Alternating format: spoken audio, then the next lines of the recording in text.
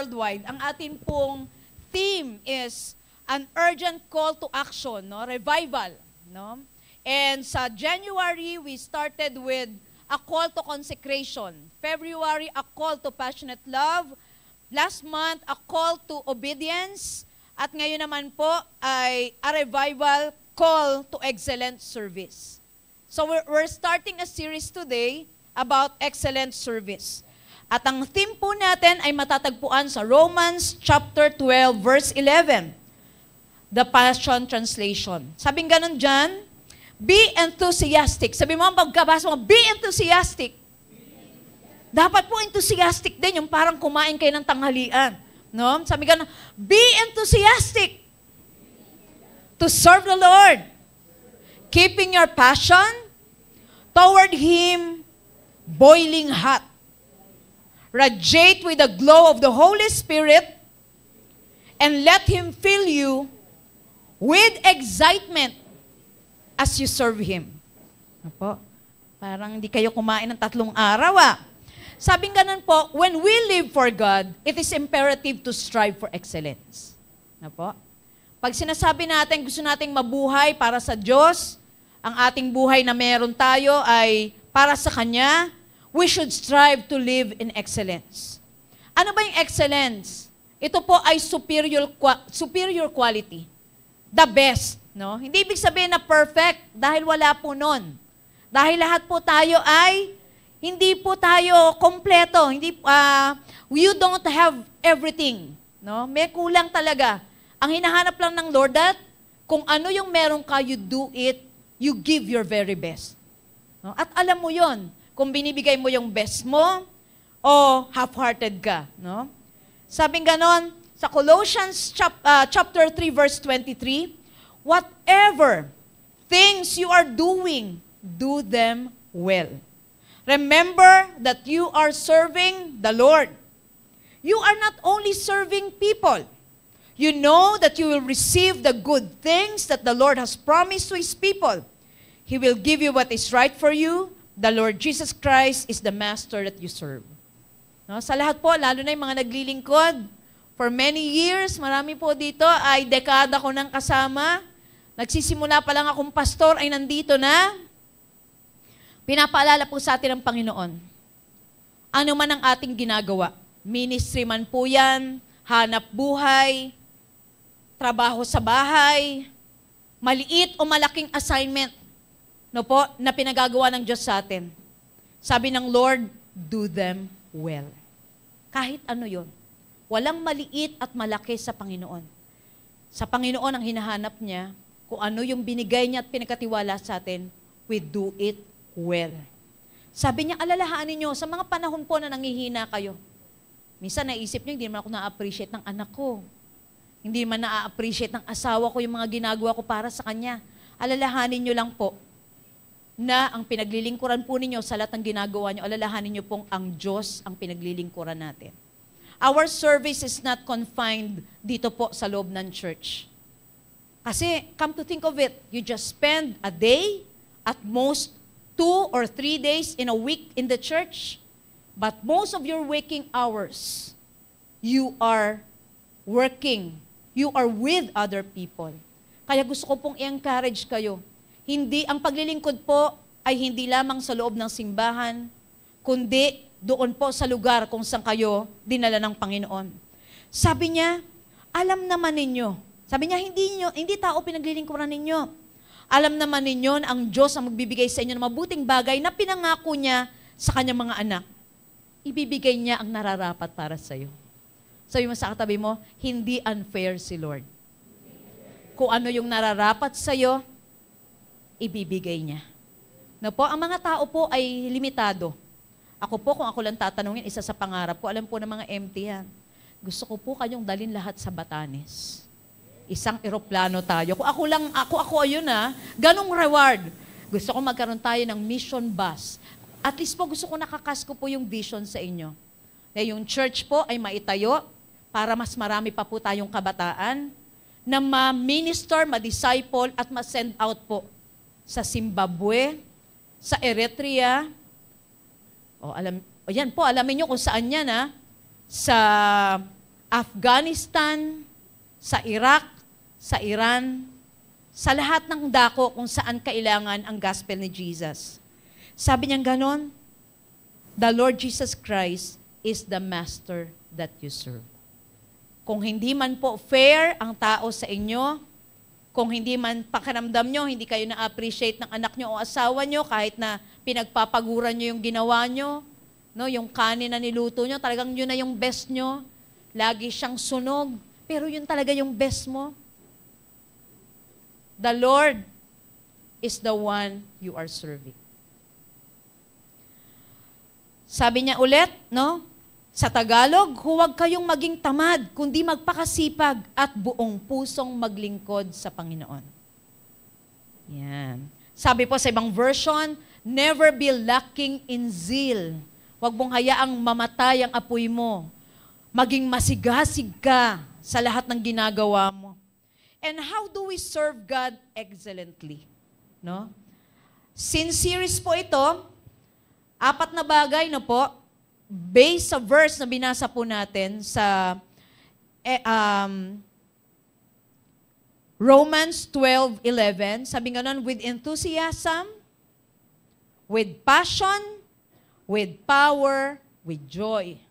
Yung magipo pa lang, yung palang superior service to God, excellent service to God, ginagawa natin ng may enthusiasm, may passion, may power, may joy. At ang naka-assign po sa inyong lingkod sa araw na ito ay enthusiastic service. Galaw-galaw, sabi mga galaw-galaw nang di pumanaw, no? Alam niyo po, hindi lang yan applicable sa mga taong may sedentary lifestyle. Yan po ay applicable sa mga Kristiyano. Galaw-galaw para hindi pumanaw ang pagmamahal sa Panginoon. Napakahalaga po niyan. So, be enthusiastic to serve the Lord. Be zealous. Sabi ganun, enthusiasm is derived from the Greek root entheos, which means inspired by God. Pag enthusiasm pala, hindi yan galing sa'yo. Yung enthusiasm ng buhay na meron ka, kaya ka napakasigasig mo mag-serve, napaka-maapoy mo, ganadong-ganado ka, inspirado ka, hindi si sister. Hindi din si brother, kundi ang Panginoon ang inspirasyon mo. Sana po sa lahat na nagpupunta rito, kahit, yung bang, di ba merong ganong, kami po dati may ganong sakit. Ang tawag po sa amin nun, Eddie Latry. Pagdating ko po sa church, nag-word of God, at hindi si Brother Eddie, uwi na po ako. No? At inano po ni Kuya Edjon, talagang kinorek niya po yung mga tao, kasi kitang-kita po, nahahawi yung mga tao. Ay, hindi si Brother Eddie, hindi kikilo si Lord, uwi na kami. Talagang uwi talaga ako pag hindi si Brother, kaya ang tinawag Eddie Latry. Pero po dapat tayong inspiration natin sa pagsiserve. Inspirasyon po natin sa lahat ng bagay, kaya natin pinagbubuti ang ginagawa natin. Hindi din yung para umangat ako sa buhay, para maging maipagmalaki ko ng magulang ko, o kaya para pagdating ng araw, di na ako kailangan magtrabaho kasi nagsikap na ako ngayon. Dapat pong inspirasyon nyo sa lahat ng ginagawa nyo. Dapat po ang Panginoon. Kasi siya lang ang constant. Siya lang yung hindi magbabago. Siya yung nananatili ng dyan magpakailanman. Ang pastor po ng church po pwedeng mapalitan. Maaring yung mga kasama po ninyo, iba na yung kasama nyo, ayoko na. Wala na yung mga kaibigan ko dito. Mga hindi ko na sila kakilala. O kaya hindi ko sila kabatch, hindi ko sila kaedad, hindi ko sila feel. Pero doon po darating yung, nandito ako. Kasi ang inspirasyon ko, ang Panginoon na tumawag sa akin para maglingkod dito. No po? Nawa ang lahat ng naririto, kaya po tayo nandito, hindi dahil sa ano pa mang bagay, kundi sinabi ng Diyos, dito kita nilagay. Hindi po permanente ang U-Belt. Lagi ko pong sinasabi yan sa mga manggagawa. Marami po dito, kung kami lang po, kung tayo lang po, dahil po karamihan ay working, estudyante ang naging kasama natin sa U-Belt, siguro libo-libo na tayo sa dami ng estudyanteng dumaan dito. Pero alam na alam po natin, iilan lang po yung naiiwan. Yung iba dumadaan lang, iba nga review lang. Pagkatapos ng review, magme-message, salamat po sa prayer, nakapasa na po ako sa board exams. Pero babalik sa mga lugar nila. So, ito pong U-Belt, habang nandito po kayo, lahat ng training na pwede niyong pagdaanan. Be it character, be it mga pag-handle ng instrument, o pagtuturo, o paglilingkod dito po sa ating man, o pagiging usher, pagiging prayer warrior, pagiging finance head, or minister, or MIS, or LGN, or life group leader, o iCare, KLM. Sa dami po ng ministry natin dito sa church, lahat po ng pwede niyong matutunan, kunin po ninyo. Habang hinahayaan po kayo ng Panginoon na nandito kayo. Dahil kung meron po tayong panalangin sa ating puso, ang atin pong maliit na simbahan ay magamit ng Panginoon para po mas marami pang churches, even beyond JIL, even beyond the Philippines, ang maabot ng pagliligtas ng ating Panginoong Hesukristo. Kasi yun po ang pangarap ng Panginoon. That none should perish. That everyone will be given an opportunity to know our Lord Jesus Christ. Enthusiasm signifies being excited about serving the Lord. Yung parang talagang, yes Lord, magsiserve na naman ako. Thank you Lord, linggo na naman. No, kung papaanong pag first day mo sa job, no? Pumupunta ka doon, excited ka. I pray pati yung excitement sa pagtatrabaho. Excited sa pag-aaral. No? Sana ibalik ng Panginoon. Bilang estudyante, yan ang assignment mo kay Lord to do very well in your studies. Bilang nanay, gawin mo yung best mo. Kung hindi ka marunong magluto dati, sabihin mo sa akin, papadalang kita ng mga recipe books na tinitingnan ko lang rin. Pag tinitingnan nyo lang recipe books, di kayo matututo, kailangan talaga i-apply. No? Kumbaga kung nasa ang season ka, you make sure, pag umalis ako sa season na ito, single ka, estudyante ka. Estudyante ka, gustong-gusto mo na magtrabaho, nung nagtrabaho ka, naku, hirap pala magtrabaho, balik ka ng pag-estudyante. Ang masakit niyan yung matanda na, mabuti pa nung bata kami. I pray that the Lord will bring back your excitement in life. Na bawat pagising nyo, excited kayong gumising. Kundi yung, Lord, parang sandali pa lang ako natutulog, gigising na agad. Sana excited tayo na, Lord, salamat. Ang sayang mabuhay. Kasi meron na naman ako mapaglilingkuran na tao. Magagamit ko na naman yung gift na binigay mo sa akin para mag-encourage ng kaklase ko. Para mapagbuti ko, ma-inspire yung tatay kong OFW, na yung anak niya, ang galing-galing, nag-aaral mabuti, pinapahalagaan yung bawat sentimong pinagtatrabahuan niya. So you have to see life that way. Na Lord, walang bahagi ng buhay ko na hindi mo ako hinahanapan na ako ay maging enthusiastic. And enthusiasm comes from the Lord. Get inspired sa Panginoon. No? Sana makita niyo yun na, Lord, gusto kong mabuhay kasi regalo mo ang araw na to at gusto mo, Lord, na mabuhay ako na pasalamatan kita sa araw na to. And one way to say thank you to the Lord is to appreciate every season you are in. No? Kahit yung pagpapahinga mo, di ba? Yan ba? Tagal ko naman ulit magka-work. Okay lang, magpalakas ka lang. No? Magpakadalubhasa ka lang. Palakasin mo lang yung sarili mo kasi pag dumating yung trabaho, sabihin mo naman, kakapagod naman tong trabaho. No? So, sabi nga nun, work with enthusiasm. Sabi na Ephesians 6:7, as though you were working for the Lord rather than for people. Yan. Sa Diyos mo gawin. Bakit importante ang enthusiasm? If it will enable us to overcome disappointments and setbacks, so we can be positive, optimistic, and keep up our interest, attitude, and zeal even when things are harsh. Mahalaga po ang enthusiasm. Mahalaga po ang inspirasyon na galing sa Panginoon. Kasi ang buhay po dito sa mundo, marami pong nakaabang na disappointment. Napakarami pong taong harsh. Ang harsh mo naman. Parang pakiramdam ko naman, wala ka namang damdamin. Bato ka ba? Minsan may ganyan, di ba? And people, one way or the other, will cause us, no, to feel disheartened. Kaya kailangan pong inspirasyon natin galing sa Diyos. Kasi kung nakadepende siya sa mga tao sa paligid natin, sa nararanasan natin, madali po tayong mag-give up. Kaya napakahalaga po nito. Kaya sabi po ni Pablo, na sobra ang naranasang paghihirap sa paglilingkod sa Lord. Ito sabi niya, 2 Corinthians 4:8-9, 2 Corinthians 16-18. Ito po yung nagsulat ng Romans chapter 12 verses 11-12. Sabi niya, we are hard-pressed on every side but not crushed, perplexed but not in despair, persecuted but not abandoned, struck down but not destroyed. Therefore, we do not lose heart. Di ako nawawala ng pag-asa. No? Though outwardly we are wasting away, yet inwardly we are being renewed day by day. Yan po yung enthusiasm. Yan po yung galing kay Lord na ini-inspire niya tayo, nire-renew niya tayo. Napapagod man tayo, pero tayo'y kanyang pinagpabagong lakas araw-araw. Sabing ganyan, ang renewal, yung inspiration, yung enthusiasm, yung inspiration na galing sa Panginoon, araw-araw niyang sinusupply. For our light and momentary troubles are achieving for us an eternal glory that far outweighs them all. So we fix our eyes not on what is seen, but on what is unseen. For what is seen is temporary, but what is seen is eternal. Amen? Palakpakan natin ang Panginoon. Kaya din nating masabi yan. Amen?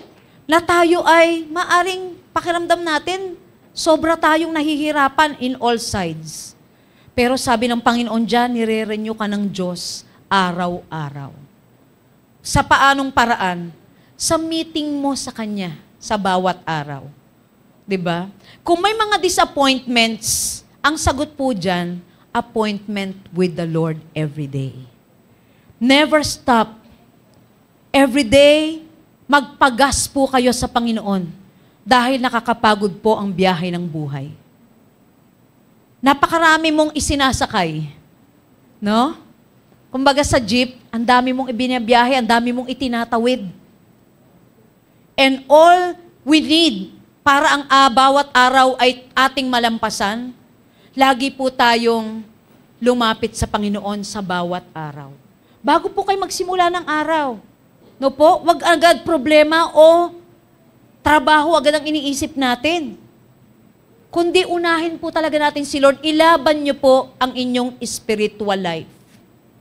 Sa lahat na nangihina, sa lahat na napapagod, kumusta po ang inyong buhay spiritual sa Panginoon?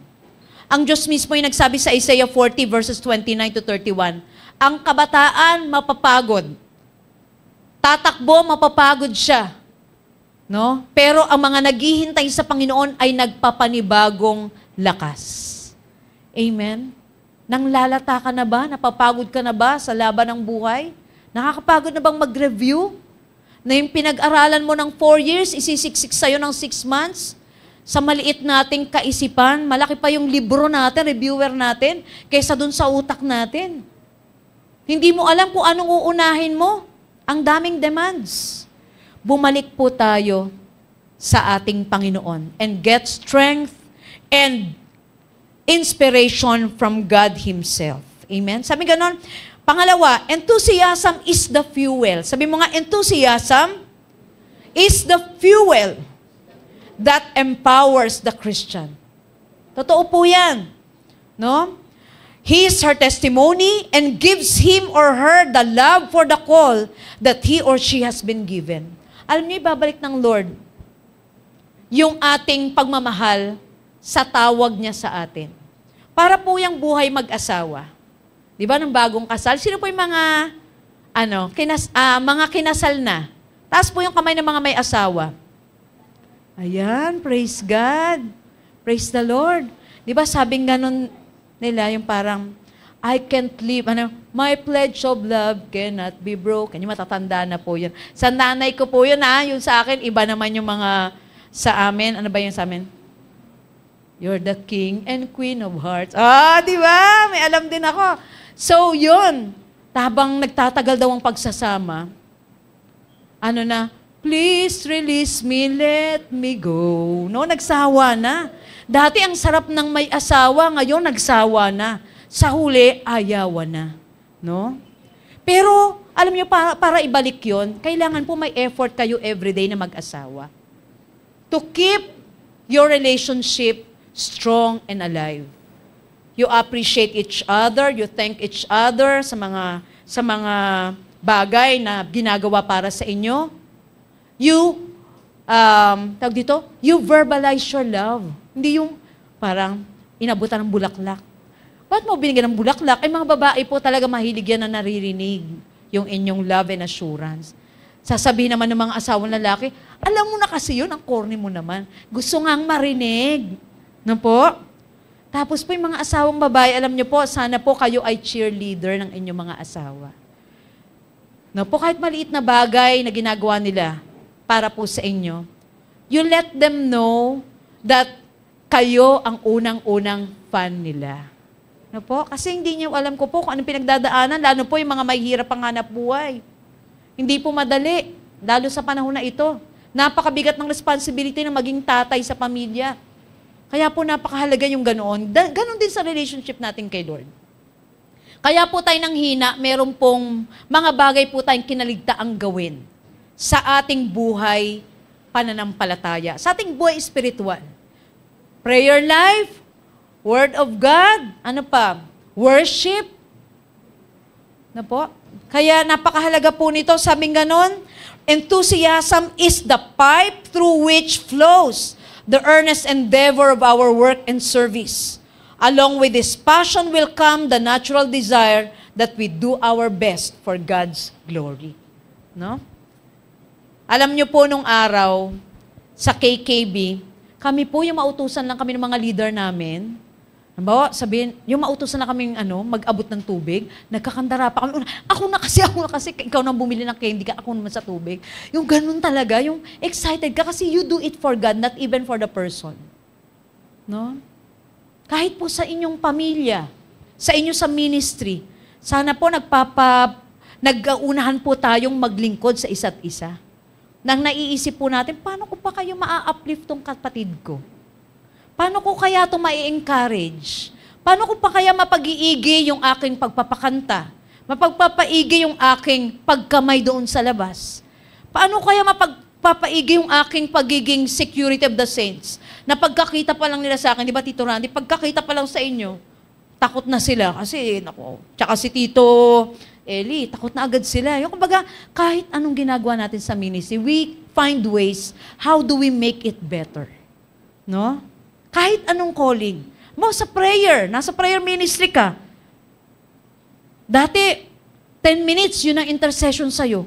Paano ko kaya mapagbubuti pa yung aking prayer ministry? Yung aking assignment kay Lord? Tumatagal ka na, nagiging 12 minutes, 15 minutes, hanggang mga 4 na oras, nagpe-pray ka pa rin. Huwag naman po ganon, no? Yun talagang in the spirit naman, kailangan naman yan. In the spirit, we pray wherever we are. No? Sabi nga nun, the church must actively engage in the Lord's work with an intense, driving passion to reach mankind. Dapat daw ganyan yung klaseng meron tayo. Because someone said, a passionless Christianity will not put out the fires of hell. Diba? Kaya po kailangan tayo masigasig. Yung iba nga, pagka nagrarally sila, tsaka gumagawa, di ba, pagka dumarating yung mga K-pops, grabe yung passion nila. Talagang makikipagbuno para lang mapunta sa unahan.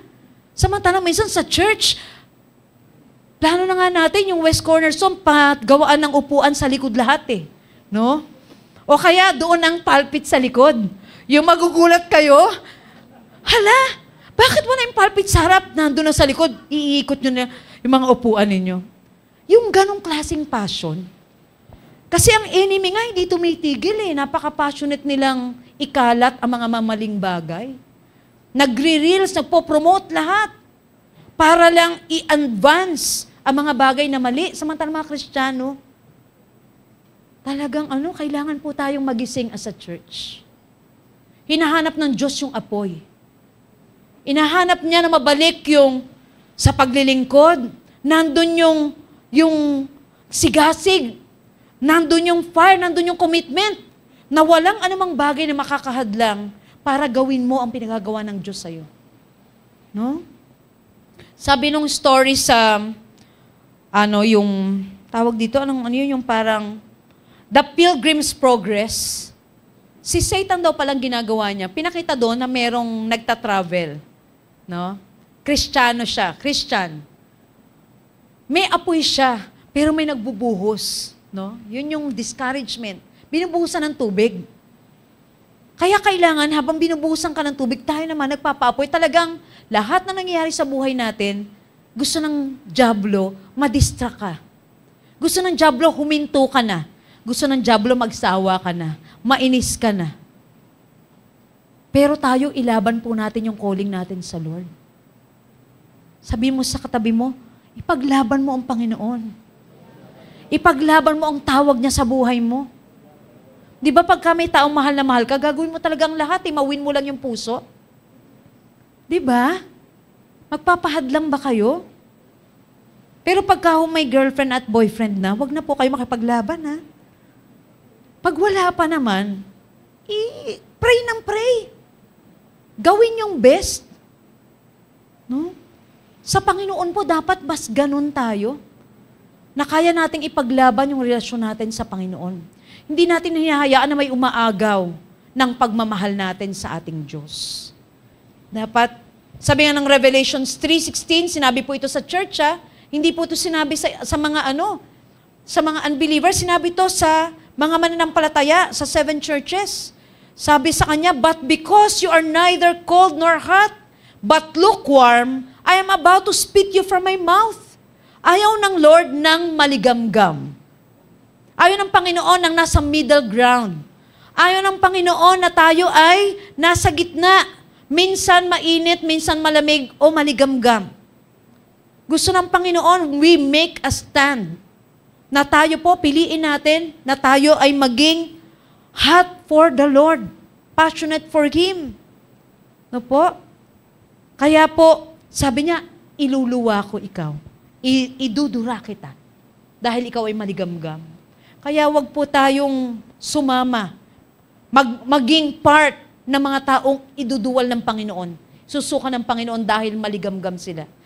Sino po sa inyo gusto ninyo konting mahal lang po kayo ng taong mahal nyo?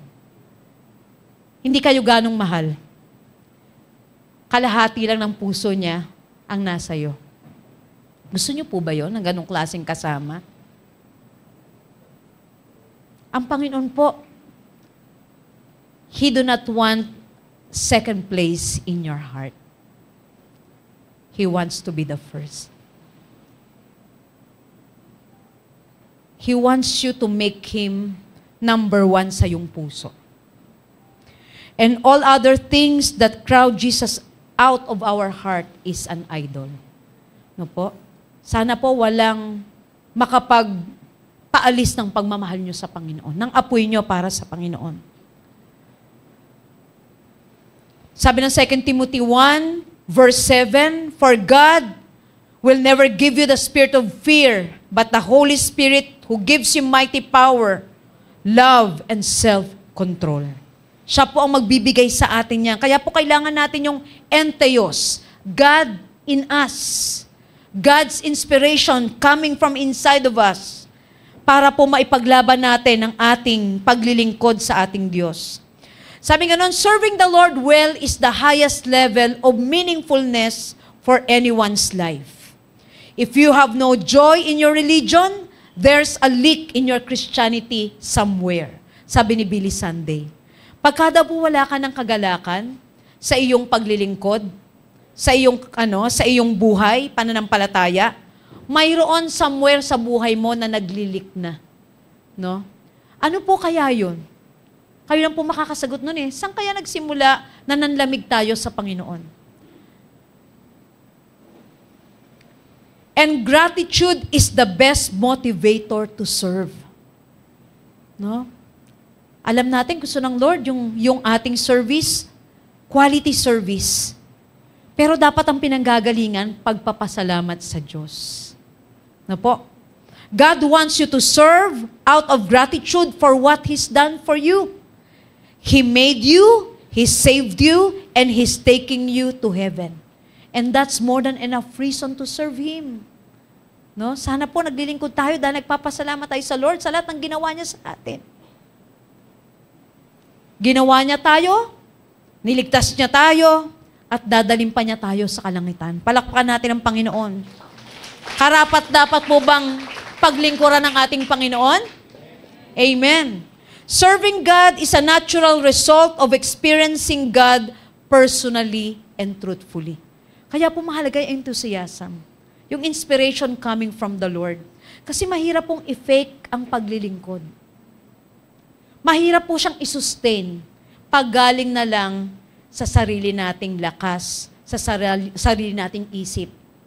Pero pag yung fire, yung inspiration, galing sa pagmamahal sa Diyos, galing sa pagpapasalamat sa lahat ng ginawa niya sa ating buhay, na-experience natin siya ng personal, ng may katotohanan, resulta na lang po yung paglilingkod mo nung naranasan mo sa ating Panginoon.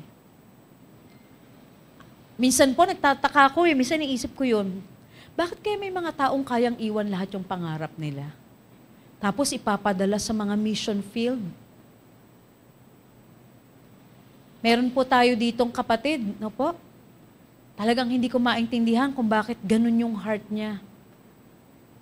Kahit na may sakit siya, may binabattle siyang sakit sa kasalukuyan. Alam niyo, sabi pa rin niya, marami akong oras. Sino mang may prayer item sa church, ipadala lang.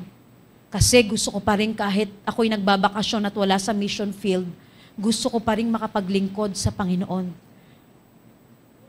May sakit. Pinapanalangin natin. Ang sakit ay cancer. Pero ganun yung puso niya. Tinanong ko siya, siguro naman, nakapaglingkod ka na sa Panginoon ng sobra-sobra. Ang dami mong tinrain sa YC, kaya nga marami sa YC, gustong-gusto mag-mission. Siguro, dito ka na lang, magturo ka na lang ulit ng mga missionary. Sabi ko, anong plano mo? Pag gumaling ka. Dahil alam kong gagaling siya. Sabi niya, ate, may offer ako sa isang eskwelahan. Dahil nag-retire yung mahawak ng missions department. Lecturer. Kasi may experience, may galing. Siya ang gumawa ng missions manual ng church natin. Na nakasubmit na rin sa JIL. Maine. Sabi niya sa akin, ate, ang bata ko pa. Babalik ulit ako sa mission field. If not for inspiration coming from the heart of God, hindi mo siya magagawa. Pag wala na yung love sa Panginoon, kung wala na yung sense of purpose ng calling, madali pong i-give up ang buhay, madali pong i-give up ang pagmamahal at paglilingkod sa Panginoon. Pero hanggat nandoon ang apoy ng banal na Espiritu, kahit mag-isa na lang kagaya ni Pablo, maglilingkod pa rin. Bakit? Hindi ka totoong nag-iisa pagkasama mo ang Ama, ang Anak at ang banal na Espiritu. When you have the Father, the Son, and the Holy Spirit, you can do everything.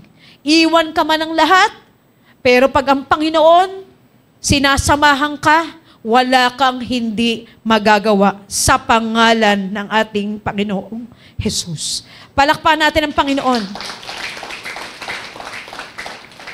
Hindi kailangan ng panahon natin ng lukewarm and half-hearted service. Lukewarm kind of life, because that will not even send a message to the world. We need to be on fire for God. Hindi po ito ang panahon na tayo po ay will give up on life. Kasi po, we are in the last stretch ng ating race as Christians. Ngayon pa ba? Ngayon pa ba tayo hihinto? Na mas malapit nang dumating ang ating Panginoon kaysa nung una tayong manampalatay. Don't you know this is the best time to be alive? The last days? Because the most glorious days of the Christians will happen sa season na ito. At napakagalaking pribilehiyo na sa dami ng panahong dapat na ipanganak ka, pinili ka, isa ka sa pinili ng Diyos na mabuhay sa most exciting, sa most glorious days Christianity has ever seen sa buong history nito. What areas of your life has God blessed you with? Anong bahagi ng buhay mong pinagpala ka ng Diyos? Sino ka ba dati? Bago ka nakarating sa estado nyo ngayon. Siguro dapat maalala natin yun eh. Sino ba ako, Lord? Para tawagin mo. Whatever it may be, ano man yung area of blessedness mo, sabi ng Lord, use it to serve. Hindi po kayo hahanapan ng Lord nang wala kayo. Ang hahanapin sa atin ng Lord, kung anong meron ka, anong ginagawa mo. Sa binigay niya sa'yo. God has shown you His grace in many different ways. So, be good servants and use whatever gift He has given you in a way that will best serve each other. Amen? 1 Peter 4:10. Sabi niya, anong pagpapalang na-receive mo sa Lord? Anong gift mo mula sa Lord? Ano yung strength mo? Yan ang, hindi ka hanapan ng Lord ng hindi mo strength. Talagang parehong kaliwa pa amoy, hindi ka pagsasayawin ng Panginoon. Unless na lang gusto ng Lord gumawa ng matinding himala. No, merong marami dito, no, nakuha sa tiyaga. Nakita ko noon how the Lord trained Vincent. Na-appreciate ko yan kasi talagang alam ko kung paano yan pandilata ng mata nung head niya dati. Pero na-experience ko rin nung bago ako nagpapastor na lagi ako nandito sa office. Iniisip ko, sino ba yung tugtog ng tugtog doon? Anong araw? Lunes o Martes? Wednesday ang service. Alam niyo yung maghapon, nag-ano dito? Mag-isa. Marami dito sa church. Ito pong ating yung jam head po natin, si Jeremiah. Alam niyo po ba yun ay widower? Ibig sabihin natuto ng instrumento ng hindi nakakabasa ng nota? Bakit po? Yung enthusiasm, I want to serve the Lord in this way. Marami po dito mga unsung heroes, mga prayer warriors. Lumuluha kayo, nagdidilig kayo ng panalangin, walang nakakakita. Pero kung ano man ang nangyayari ngayon sa church, malaking bahagi yung mga nananalangin behind this pulpit. Mga volunteers, I want to thank the Lord for all of you. Alam kong nandito kayo dahil mahal nyo ang Panginoon. Pero nakikita po ng Lord ang lahat ng bagay. Yung mga walang tulog, di bali na pong walang tulog, basta magigising lang po. Mahirap po yung walang gising. No? So lahat po kayo, I pray, mabalik po ng Panginoon. Alalahanin nyo nung una yung sinabi sa Lord, Lord, gusto kong maglingkod. Yung nakakarating po kayo, wala po halos taga-U-Belt na dito lang sa gilid nakatira, except sa YC Boys. Yung iba galing sa Farview, galing sa General Trias, galing sa kung saan-saan, ang lalayo ng pinanggagalingan, Cavite. No? Kung saan-saan galing, pero pumapunta rito. Linggo na lang ang pahinga nyo, ipaglilingkod nyo pa. And the Lord sees that. Amen. Kaya I pray that we will be able to best serve each other. Sabi ganun, God blesses and entrusts each of us with influence, talent, power, and spiritual gifts to glorify Him and build His kingdom. A servant obeys God not out of convenience but conviction. Hindi po tayo naglilingkod dahil yun yung madali, pero dahil may conviction galing sa Holy Spirit. No? Marami dito, volunteer, walang bayad. Pero naglilingkod na parang may bayad na 10,000 pesos. Salamat sa Panginoon dahil ang Lord ang bahalang mag-reward po sa inyong lahat. Amen. Palakpan natin ang Panginoon. Hallelujah. Ayan, malapit-lapit na po ako matapos. Serving, ba't kailangan nating mag-serve? Because when we serve, serving makes you more like Jesus. Pag gusto nating maging kawangis ng Panginoong Jesus, walang ibang way po na pwede nating makitang maging malapit sa wangis ng Panginoon. Jesus Christ, the master of servant leadership, came to earth to do the unthinkable. Sabi po ng Matthew 20:27, because the greatest honor and authority is reserved for the one with the heart of a servant. For even the Son of Man did not come expecting to be served, but to serve and give His life in exchange for the salvation of many. Yan po ang ating Panginoon. Iniwan ang rangya ng kalangitan para po bumaba sa lupa. Ibigay ang kanyang buhay para sa kaligtasan po nating lahat. Hindi siya naparito para paglingkuran, naparito siya para maglingkod. Sabi mo nga sa katabi mo, how can I serve you? Wow.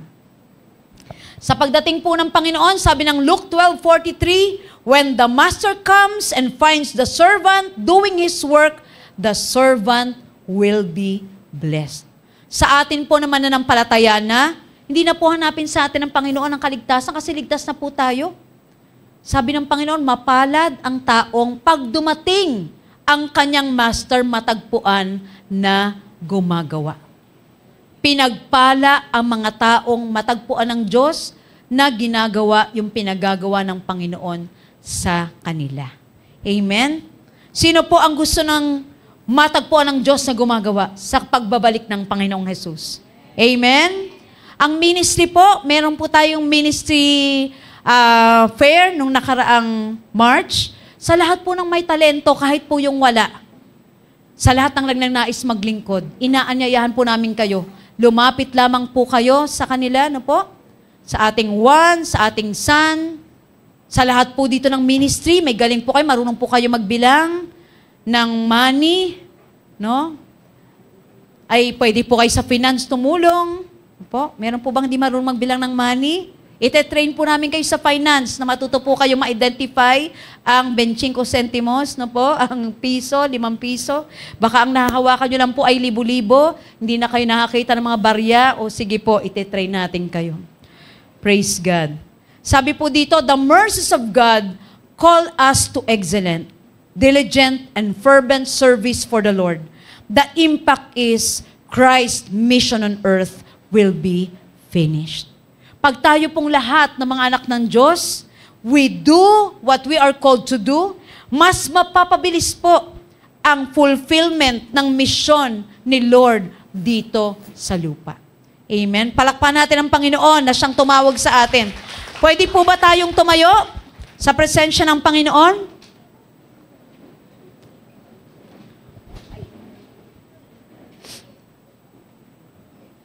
Praise God. Alam niyo po, it is an honor to serve the Lord. Hindi po kailangan na may pulpit para makapag-serve sa Lord. Hindi rin po kailangan na nasa loob ng church o may audience. Minsan nga po, masarap yung paglilingkod na Lord lang ang nakakaalam ng laki ng puso, ng sakripisyo na idinilig mo sa paglilingkod na yon. Mapaglingkuran yung kapwa, tinawag ka ng Panginoon na maging accountant sa isang kumpanya. You are giving it your best. Kaya yung kumpanya, walang penalty sa BIR. Para yung mga kailangan ng office, nakakapag-desisyon sila ng tama. May mga tinawag na maging engineer para ang mga building maging matibay. May mga tulay, no? May mga psychologists para i-guide yung mga tao na mayroong mga mental challenges.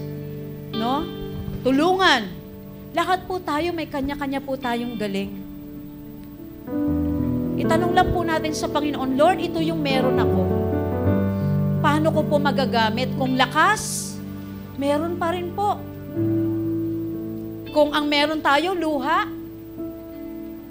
Maganda nga po ngayon, pwede ka mag-serve sa Lord. By your treasure, by your time, by your talent. And also, natutunan ko po sa isang preaching sa Light TV, natuwa po ako dun sa Through Your Tears. You cry for other people's needs. And the Lord sees that. Ako po naniniwala, may maraming umiyak eh. Kaya po ang marami sa atin nandito nakakilala sa Panginoon. And I will always thank God sa mga taong ginamit niya para mag-respond ako sa Panginoon sa kanyang panawagan. I thank God na noong siguro 5 years old ako na may ina-attend ng kaming evangelical church. Merong Sunday school teacher, kaya I appreciate the C-zone teachers as well. Yung bang nagme-memorize ka kasi may candy, may towel, may apple. Kung saan-saan ako nakatingin. Pero ako naniniwala, kasama si Teacher Christy sa nagtanim sa buhay ko. 18 years old na ako nakakilala sa Lord. Pero I will always look back to that teacher na nagtanim, nanalangin. Hindi na kami nagkita eh. Dahil dumaan siya sa matinding pagsubok, na aksidente yung mother niya. Grabe yung nangyari sa family. Samantalang all her life, siguro mga 3 taon, tiyaga-tiyaga niya sa aming mga bata. Sa buhay natin, mga kapatid, ang lahat ng ginawa na may pagmamahal kay Jesus, kahit gaano kaliit, magbubunga. Hindi po natin problema yung growth. Kailangan lang natin gawin, i-offer siya sa Diyos. Lord, ito lang talaga, walang-wala, ito lang. Kaya nga po yung babae, it's not even the amount. Yung babae nga, mas pinansin ng Diyos, yung 2 kusing na meron siya kaysa dun sa maraming pera. Kasi maraming pera, sabi ng Lord, they give out of their abundance. Spare nila yun eh. Kaya nilang mabuhay ng wala yun. Pero yung babae, 2 kusing lang yung meron, hinantog pa. That woman gave her all and the Lord honored her. Yung babaeng marumi, nilalait ng ibang tao, wala siya ibang paraan para i-honor si Lord. Ang nakita niya yung meron siyang pinagtrabahuhan niya siguro sa trabaho niyang ganon. A year's worth of wage para basagin lang sa paanan ni Jesus. Sabi ng iba, sayang namang buhay yan. Marami pa sanang nagawa. Kung yan ay binenta, binigay sa mahihirap. Ilan sa atin ditong sinabi, sayang ka naman, bakit ka nang ganyan? Sinasayang mo yung buhay mo, yung oras mo. Pero sabi ng Panginoon doon sa babae, kahit saan makarating ang balita ng kaligtasan, hinding-hindi mangyayari ng kwento ng ginawang paglilingkod at paghahandog ng babaeng yun ay makakalimutan. Walang pangalang binanggit. But it always sends, the story always sends an inspiration for us nang kailangan ng Panginoon ay ang ating mga puso. Puso na nag-aapoy, na Lord, tulungan mo po ako magmalasakit sa tao kahit minsan yung mga tao pinagpapalasakitan mo mismo ang nakakasakit sa loob mo. Napakahirap po. Only God can make you love the unlovable. Only God can make you serve those who don't deserve any second of your time.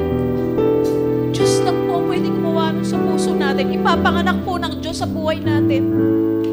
And all we have to do is, Lord, help me give my best, lalo na sa panahon na to.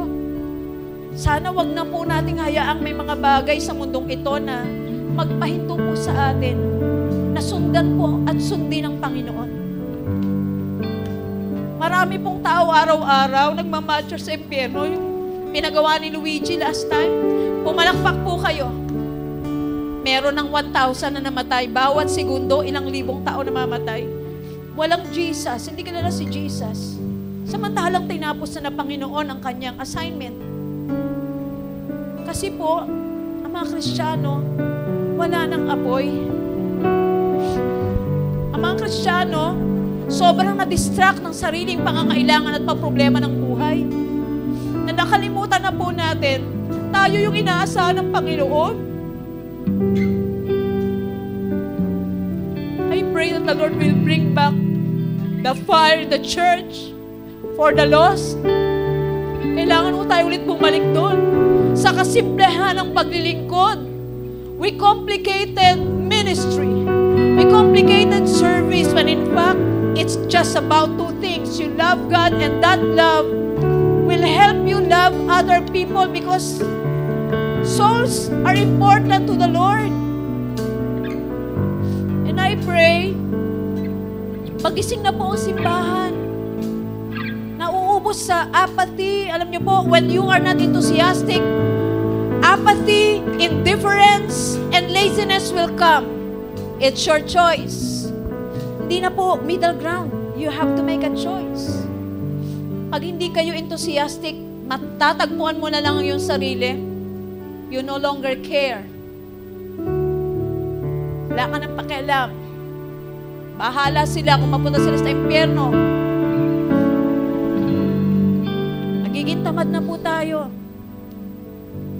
And I pray for God to really visit the church. Ang naghihinder po, nagpapabagal sa pagbuhos ng banal na spirito, hindi po ang Panginoon. Tayo pong mga Kristiyano. Kaya I'm praying po sa atin, sa ating kalagitnaan, I pray for God to really visit the church like never before, to shake us from our comfort zone, for Him to disturb us sa ating mga pagkakatulog.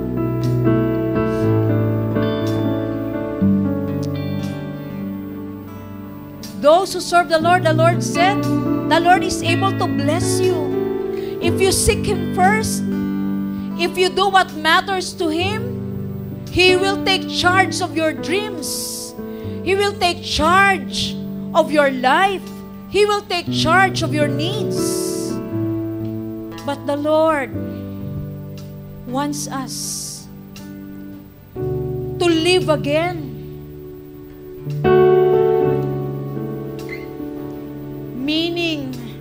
Ang meaning po ng buhay natin, magkakaroon lang po ng lalim if we will allow God to fulfill His purpose sa buhay natin.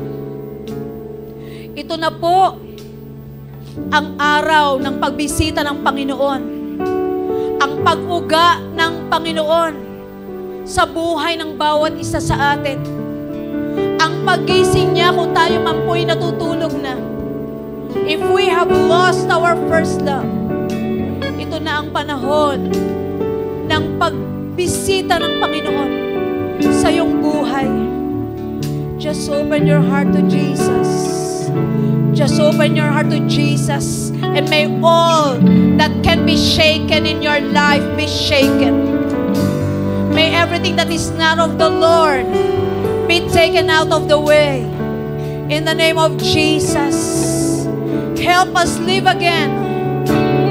Help us live again, Holy Spirit. Bring back your fire, bring back your inspiration. Hallelujah. Hallelujah.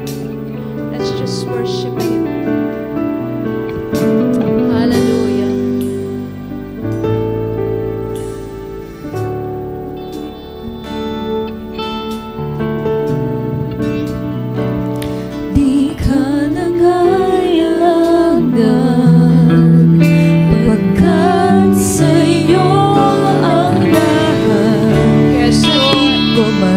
You own our life. Ang aming hininga, Itong ang aming buhay, ay di maaaring madagdag sa kaluwalhatian mo. Gayon pa man sa'yo'y hangad na ialay sa'yo ang pinakadalisan yes, Lord. at Let's offer our lives to the Lord. Ang pinakamahusay aking ilalaan.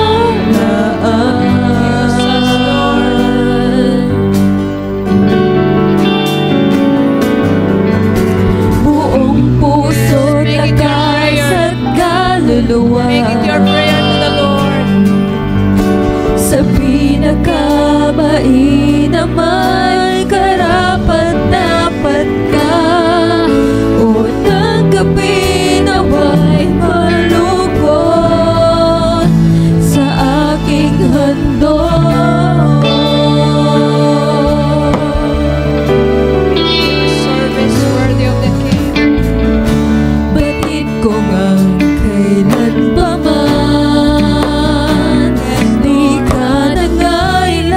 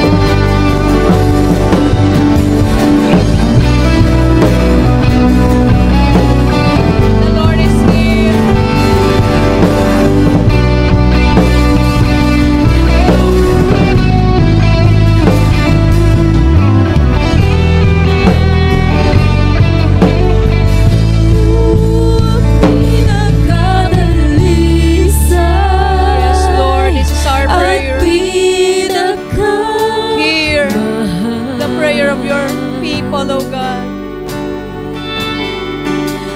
Pinakamahusay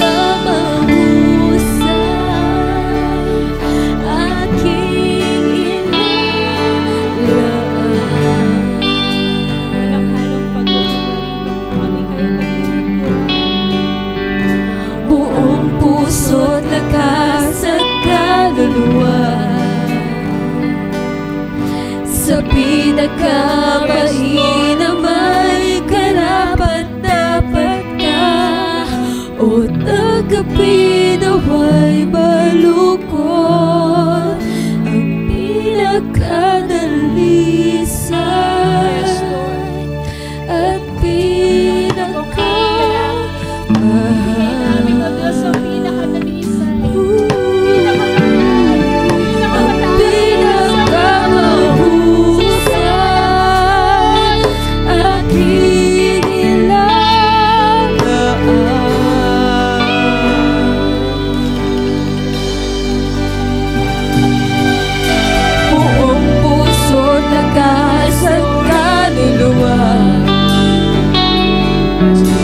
sa pinakamahinang may karapat-dapat ka, o tagapinaway malukot sa aking handog.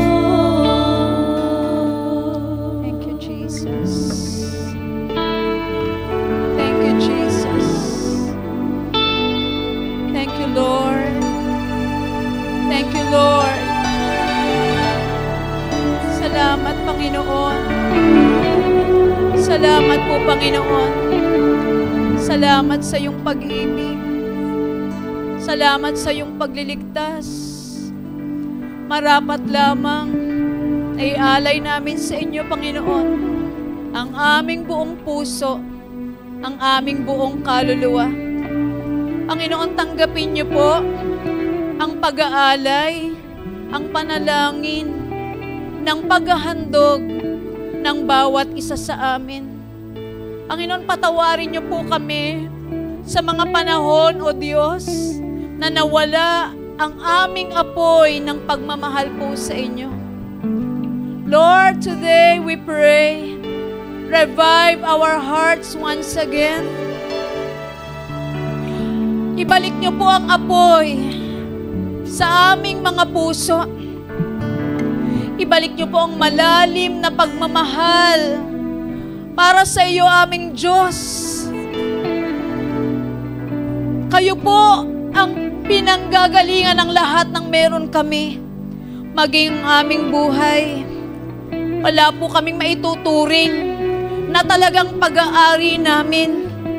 Ang lahat ng meron po kami, maging ang aming buhay at kalakasan, lahat ay pinahiram mo lamang sa amin.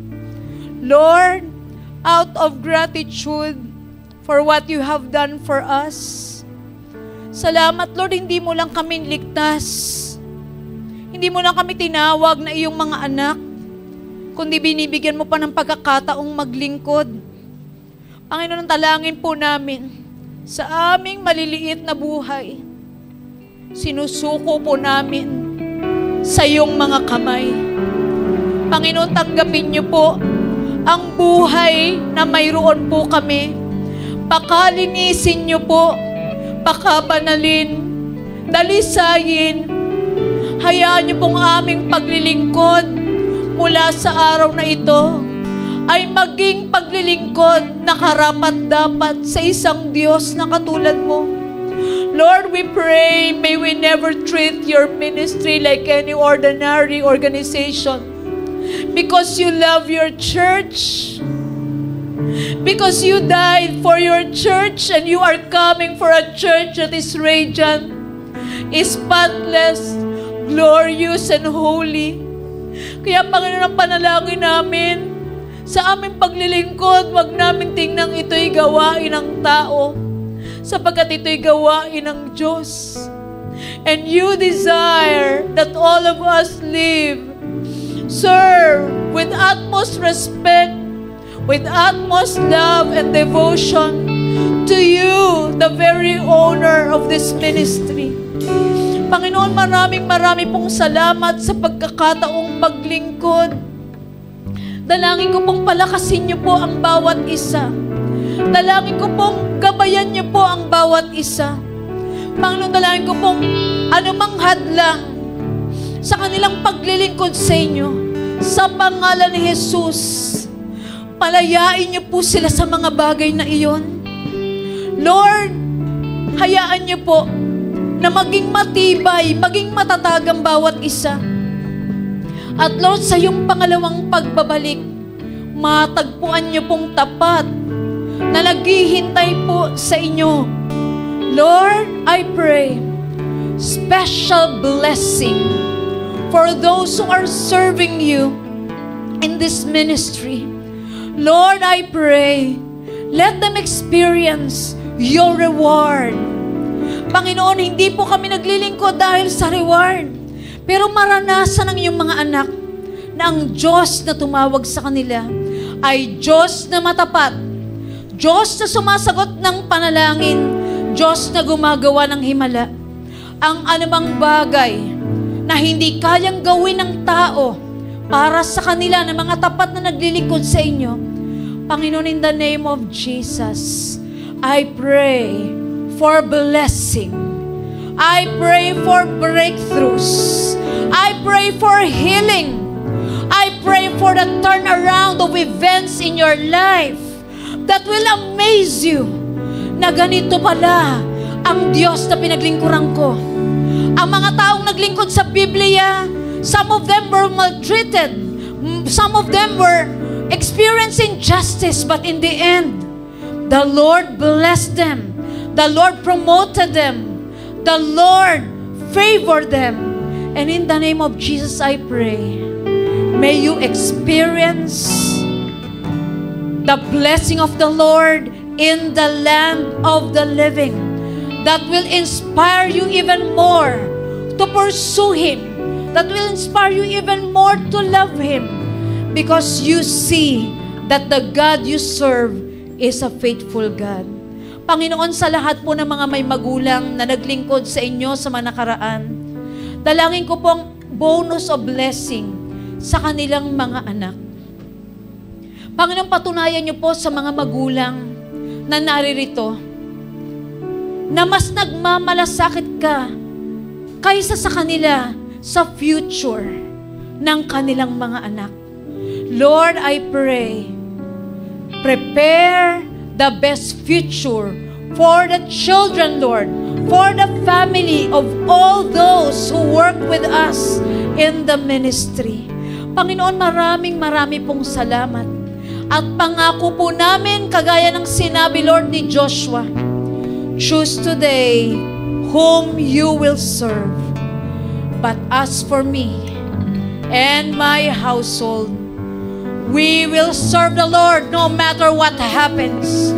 We will serve the Lord until He comes. We will serve the Lord until the calling is complete, until the coming of Jesus. Lord, we give you the praise, we give you the honor, we give you the glory. This is our prayer in Jesus' mighty name. Amen and amen. Let us declare that Jesus is Lord over social media. Like, follow, and share our contents in Facebook, Twitter, Instagram, Threads, YouTube, and now on TikTok. Let us proclaim, share the goodness and greatness of our God through our social media accounts.